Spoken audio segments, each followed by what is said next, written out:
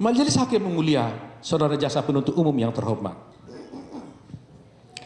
Perkara ini menurut kami sangat dipaksakan oleh penuntut umum.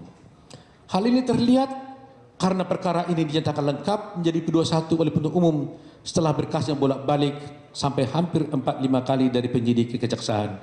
Dan akhirnya setelah last minute, yaitu pada saat masa tahanan Jessica Kumala Wongso mau berakhir, barulah berkas perkara tersebut diterima dan dinyatakan lengkap oleh jaksa. Dan akhirnya memang terbukti bahwa kasus ini banyak kejanggalannya. Adapun kejanggalan-kejanggalan tersebut adalah sebagai berikut. Mengenai motif, jaksa penuntut umum menyatakan bahwa motif dari terdakwa melakukan pembunuhan terhadap Wayan Mirna Salihin adalah karena sakit hati, karena dinasihati oleh Wayan Mirna Salihin untuk putus sama pacarnya. Pernyataan jaksa penuntut umum ini sangat tidak masuk akal dan tidak benar. Apalagi Jessica Kumala Wongso sendiri tidak pernah bercerita secara detail kepada Wayan Mirna tentang pacarnya. Karena pada waktu Wayan Mirna datang ke Sydney pada tahun 2014, Jessica masih dalam pendekatan dengan pacarnya, Patrick. Jadi belum pacaran benaran sehingga Wayan Mirna pun tidak pernah diberitahu oleh Jessica tentang nama Patrick tersebut. Jadi tidak mungkin Wayan Mirna bercerita kepada Arif Setiawan Sumarko tentang Patrick. Kalaupun Arif Setiawan mengetahui nama Patrick itu adalah karena Arif mendengarnya dari penyidik atau dari temannya ketika ia diperiksa, karena penyidik sudah terlebih dulu datang ke Australia dan mengetahui nama Patrick tersebut di Australia. Keterangan tentang sakit hati ini pun hanya diterangkan oleh saksi Arif Setiawan Sumarko. Itu pun bersifat testimonium di AD2, yaitu kesaksiannya hanya mendengar dari orang lain alias katanya, sehingga tidak dapat diterima sebagai keterangan saksi. Lagi pula yang menerangkan tentang Jessica sakit hati karena dinasihati oleh Wayan Mirna untuk putus dengan pacarnya, ini hanya keterangan seorang saksi saja, yaitu Arif Setiawan Sumarko. Sedangkan menurut hukum, seorang saksi bukanlah saksi, unus testis nullus testis. Apalagi keterangan Arif Setiawan tersebut telah dibantah oleh Jessica Kumala Wongso.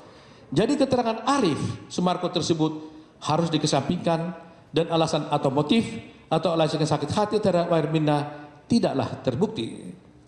Bahwa dari fakta persidangan kita menemukan kejanggalan-kejanggalan yang berpotensi sebagai dugaan manipulasi terhadap barang bukti perkara.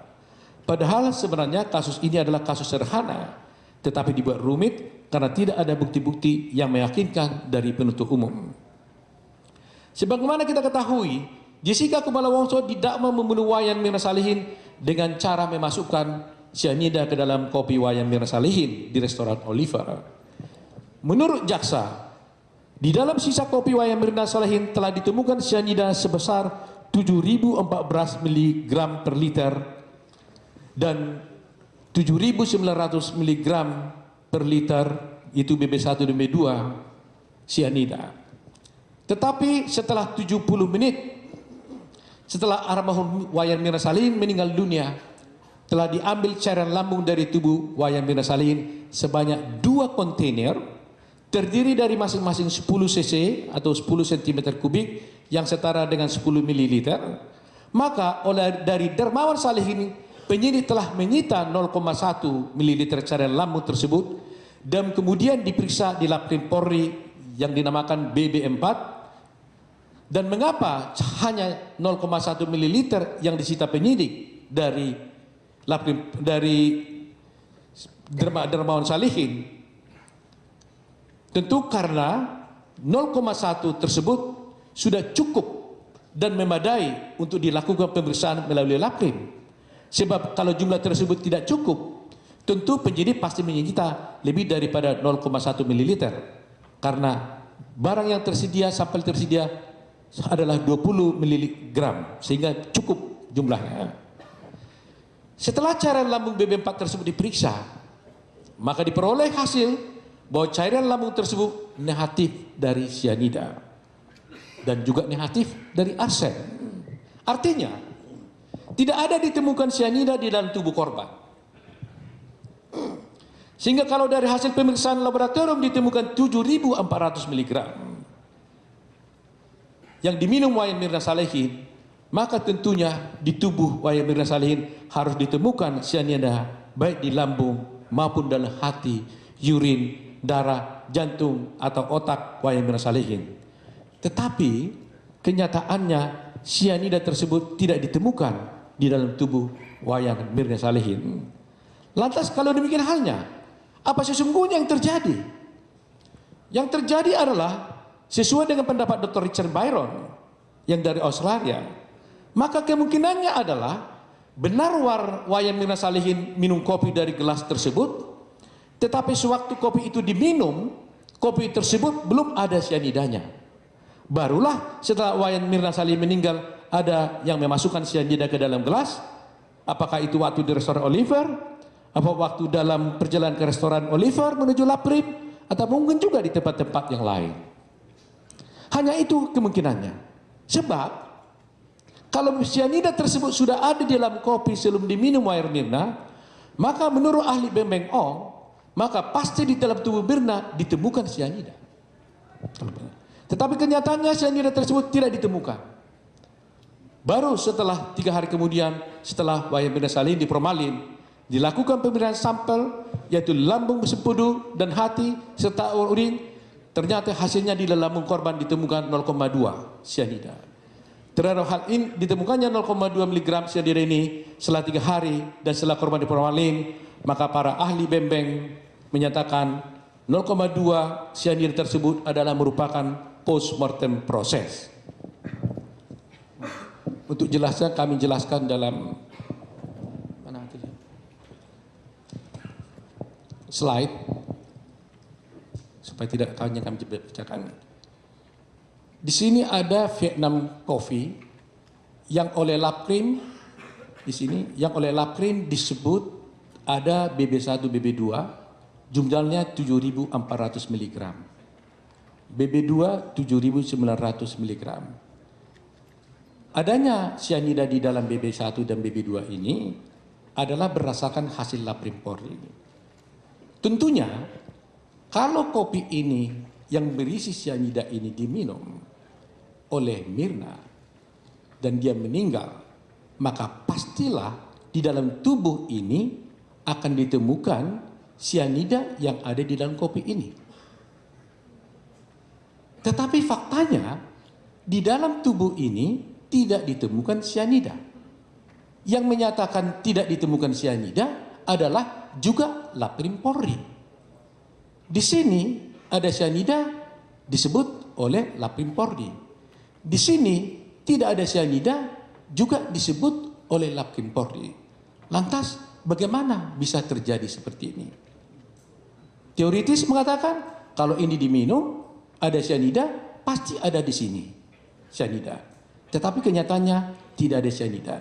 Itulah yang dikatakan oleh Dr. Byron, ahli dari Australia, mengatakan ada 2 kemungkinan yang terjadi.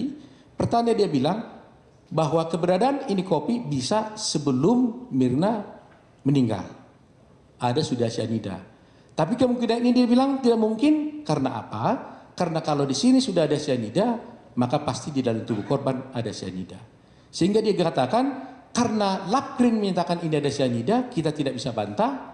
Laprim juga mengatakan di sini tidak ada sianida adalah tidak bisa kita bantah, maka kemungkinannya menurut Byron bahwa di dalam kopi ini ada sianida, yaitu setelah Mirna meninggal dunia baru dimasukkan ke dalam gelas ini. Inilah kemungkinan yang disampaikan oleh ahli Byron. Lanjut.